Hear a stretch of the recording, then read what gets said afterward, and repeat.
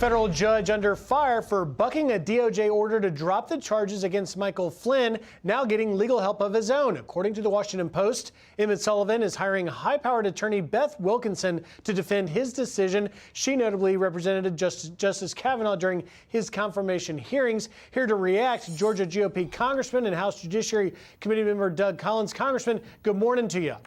Good morning, Griff. How are you? I'm just puzzled because here you had Flynn's attorney files a writ of mandamus, which has a very high bar, but yet a court of appeals puts this June 1st deadline on Judge Sullivan to explain his rationale, and the court invited the DOJ to weigh in.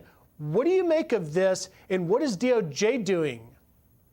Well, it's really unprecedented at this point in many ways. You're having a judge, and even according to General Flynn's attorneys, and Sidney Powell's done a great job on this. You know, he's wanting to play every position. He wants to play the defense attorney, the prosecutor. He wants to play the judge. He wants to bring in his own hearings here. You know, this is something that's very concerning. It's no shock to me that he finally had to go get his own outside counsel, because he's just operating in areas right here that, frankly, he needs to explain. And I think the Court of Appeals is saying this is something wrong here. We need to look at it. And DOJ has acted properly. This just happens all the time in cases. Why is he not doing this? I think he's trying to play politics here.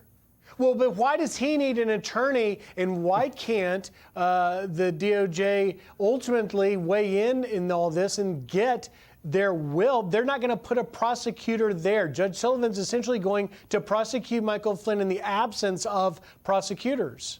That's exactly why he's getting an attorney, because I think we're delving into areas here where the question is a conflict of interest. You have a judge who's implicated himself in a case now in which he is still sitting as the final arbiter of what General Flynn's, he's saying is the decision is. So I think when you look at it from that perspective, you have a judge who is operating outside, frankly, the parameters of a normal judge in this kind of case. So as it goes forward and there's more action and taken to force his hand, he's looking at his own legal counsel, I guess, to make sure that he's doing what he thinks he should be doing. But right now it's just wrong. General Flynn needs to be released. This was an attack. It is an attack on our system. And it's at this point it needs to be done away with so we can move on. And Emmett Sullivan doesn't need to continue to have this.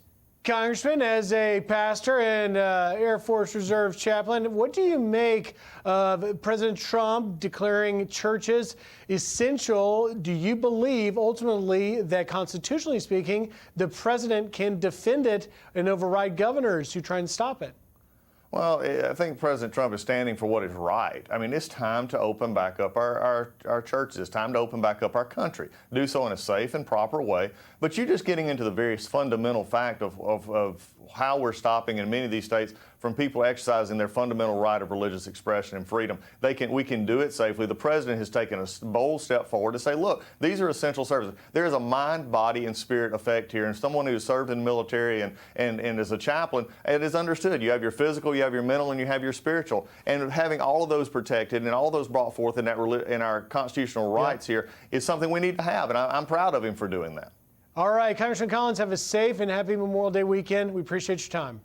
Thank you, Griff. Take care.